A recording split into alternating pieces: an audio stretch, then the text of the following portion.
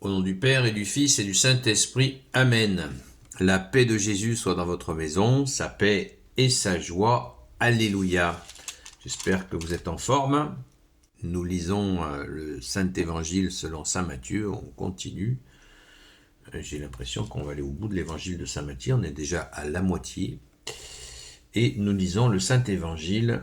C'est la parole du jour selon donc Saint Matthieu, chapitre 14, versets 1 à 12. Que ta parole, ô Jésus, rentre dans mon esprit, que ma bouche proclame ta parole et que mon cœur l'accueille. Amen. En ce temps-là, la renommée de Jésus arriva jusqu'à Hérode le tétrarque. Et il dit à ses serviteurs, ce ne peut être que Jean-Baptiste, il a été ressuscité d'entre les morts, et c'est pourquoi les forces supérieures agissent à travers lui. Il faut savoir qu'Hérode avait fait arrêter Jean et l'avait mis en prison avec des chaînes pour l'affaire d'Hérodiade, la femme de son frère Philippe, car Jean disait à Hérode, tu n'as pas le droit d'avoir cette femme. Hérode l'aurait bien fait mourir s'il n'avait pas craint le peuple. En effet, les gens le considéraient comme un prophète. Mais voici qu'arrive l'anniversaire d'Hérode, la fille d'Hérodiade vient danser au milieu des invités, et elle plaît tellement à Hérode qu'il jure de lui donner tout ce qu'elle demandera. Poussée par sa mère, elle répond, donne-moi ici sur un plat la tête de Jean-Baptiste. Le roi est très ennuyé car il a juré à tous ses invités du banquet son témoin. Alors il commande de la lui donner. Il envoie un garde pour décapiter Jean dans sa prison. La tête est apportée sur un plat et donnée à l'adolescente qui la remet à sa mère. Après cela, les disciples de Jean vinrent prendre son corps pour l'ensevelir, puis ils portèrent la nouvelle à Jésus. Eh bien, c'est bien triste cette fin de Saint Jean-Baptiste. Bon, une histoire de jalousie, de beuverie. Là, on a tous les ingrédients de l'horreur humaine et qui peuvent aller bien sûr jusqu'au quick. C'est terrible, terrible, terrible. Mais Hérode était coutumier, le tétrarque était communier, était un habitué des choses de ce type-là. Il semblerait que ça soit bien un sanguinaire. Mais des Hérodes, il y en a eu tellement que, et c'était souvent effectivement, c'était pas terrible. Donc on a une idée là de l'ambiance. Le roi Hérode. En plus, c'était le roi. Donc on est très loin très loin du roi David. Et là, vraiment, c'est l'horreur. Alors, parlons de Saint Jean-Baptiste, puisque ça nous est proposé ce matin. Saint Jean-Baptiste, donc cousin de Jésus, qui a préparé ses chemins. Saint Jean-Baptiste qui a baptisé Jésus, comme Saint Jean-Baptiste le dit lui-même, Jésus n'a pas besoin d'être baptisé. Il dit, qu'est-ce que tu fais là?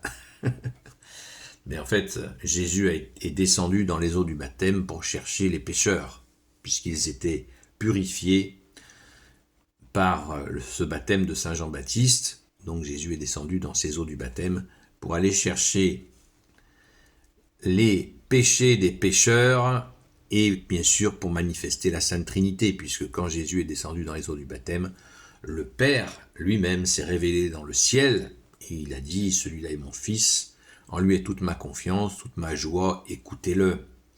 Et l'Esprit Saint, sous la forme d'une colombe, est venu se poser sur Jésus. Donc là, nous avons eu la manifestation de la Sainte Trinité, le Père, le Fils et le Saint-Esprit, et Saint Jean-Baptiste, le dernier prophète, eh bien, il a participé à cela. C'est la charnière entre l'Ancien et le Nouveau Testament, Saint Jean-Baptiste, et il a donné sa vie. Pour cela, il était entouré d'illustres personnes, et oui, qui vont devenir d'illustres personnes dans les disciples, parce qu'il n'était pas tout seul au désert tel qu'on pourrait l'imaginer. Il était accompagné de disciples, notamment les plus connus qui étaient Saint André et Saint Pierre, les 2 premiers apôtres de Jésus. Car à la fin, il nous est dit que les disciples, ça nous est bien dit, verset 12, après cela, les disciples de Jean vinrent prendre son corps pour l'ensevelir, puis ils portèrent la nouvelle à Jésus. Et Jésus en a été certainement très attristé, mais les disciples sont venus à Jésus. C'est-à-dire que les disciples qui suivaient Saint Jean-Baptiste ont naturellement, après, suivi Jésus. C'est extraordinaire, ce transfert qui a permis Saint Jean-Baptiste, puisque Saint Jean-Baptiste disait, les gens ne savaient pas qui il était, est-ce que c'était un prophète, est-ce que c'était le Messie. Vous voyez, même cet Hérode-là s'est dit que c'est Saint Jean-Baptiste qui avait ressuscité d'entre les morts. Vous voyez, il y avait une crainte, une interrogation qui était certainement plus une crainte. Eh bien, Saint Jean-Baptiste l'avait affirmé qu'il n'était pas le Messie, qu'il était celui qui prépare ses chemins, qu'il annonce. Et il a dit cette phrase merveilleuse, « Je ne suis pas l'époux ». L'époux, ça veut dire celui qui a cette relation avec le Père, puissante. Je ne suis pas l'époux, je suis l'ami de l'époux. Et ma joie est complète. Et il a rajouté, et personne ne pourra me l'enlever, me l'arracher. Vous voyez, c'est nous. Nous sommes dans cette situation, si nous souhaitons relationner avec Jésus, accueillir son amour et l'aimer à notre tour, eh bien nous devenons un ami de l'époux. Jésus l'a dit lui-même, si vous mettez en pratique ce que je vous dis, vous devenez mes amis. Ne m'appelez plus maître, vous êtes mes amis. Eh bien, nous sommes dans la joie de l'époux, et pour y demeurer, eh bien, nous prions, nous allons à la Sainte Messe, et nous prions encore, et nous essayons de pratiquer, bien sûr, de mettre en pratique ta parole, ou Jésus notamment, eh bien, dans l'amour du prochain, avec cette image du bon samaritain. Donc Saint Jean-Baptiste était vraiment cette charnière magnifique, et vous voyez, il n'avait pas peur, puisqu'il réprimandait le roi Hérode, qui faisait une forme d'adultère terrifiante. Eh bien, il n'avait pas peur de lui dire ce qui avait agacé la fameuse Hérodiade. Et donc, du coup, la vengeance est tombée avec une histoire d'alcool, une fête certainement bien arrosée qui a mal tourné.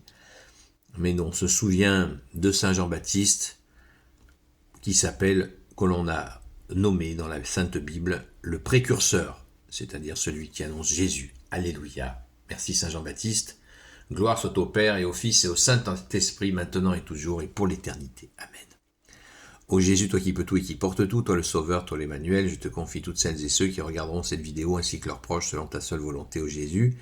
Sainte Marie, Reine des cieux, toi notre Mère, Notre-Dame, toi qui es à la lune sous tes pattes, toi qui écrases le serpent.